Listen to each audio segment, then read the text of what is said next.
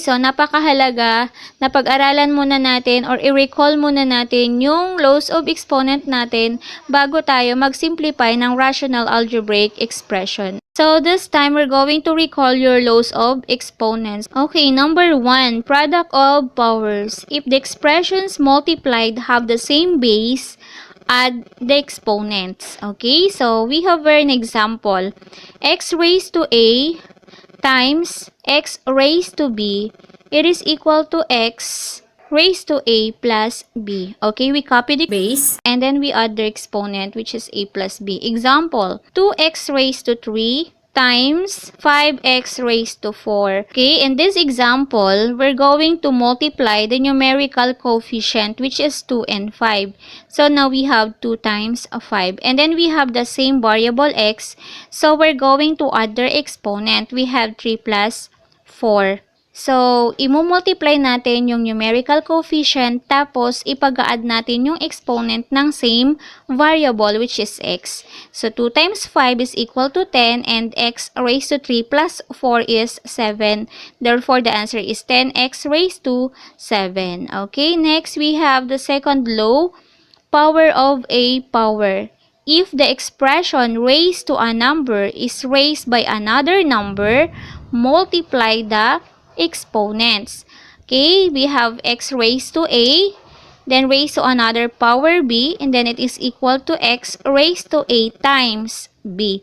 I-multiply yung exponent. We have the square of 3x raised to 4.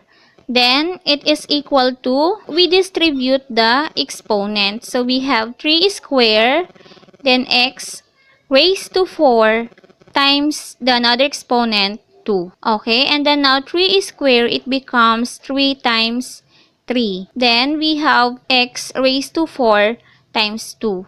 3 square again is 9, and then 4 times 2 is 8. So therefore the answer is 9x raised to 8. So that is power of a power. Okay, next let's have the third law, power of a product. If the multiplied expressions is raised by a number, multiply the exponents, then multiply the expressions. Okay, we have x raised to a, y raised to b, raised to another power c, then it is equal to x raised to a times c. Okay, we're going to distribute their exponent, and then we multiply a times c. Then we have y raised to b times c. Okay, example, we have x squared, y cubed, to the 4th power. Okay, in this situation, in this expression, we're going to distribute the exponent. Okay, we have x squared times the power 4. Then y, we have y cubed times 4. Then it is equal to x raised to 2 times 4 is 8.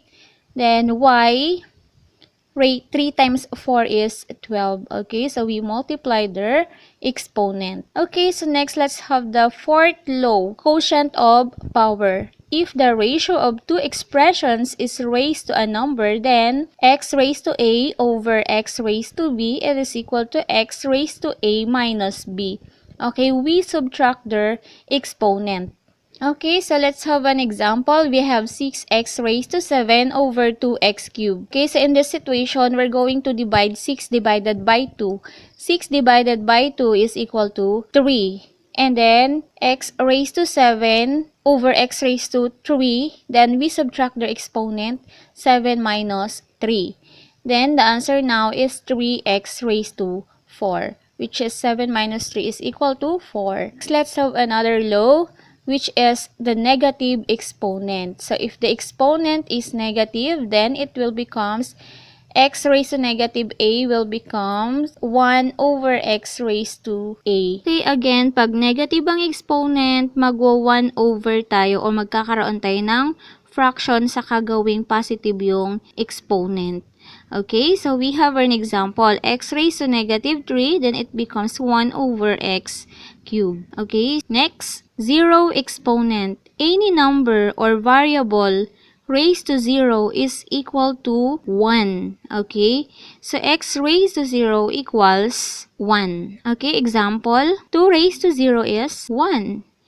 Number 2 example, 3x raised to 0 equals 3 raised to 0, x raised to 0, then it is equal to 1 dahil naka-parenthesis siya. Kahit anong number na nakalagay sa parenthesis, any number or variable, basta nasa loob siya ng parenthesis at naka-raised to 0 equals 1. Okay, next number 3, 5a times 4x raised to 0 equals 5a. Then 4x raised to 0 is equal to 4 raised to 0 x raised to 0.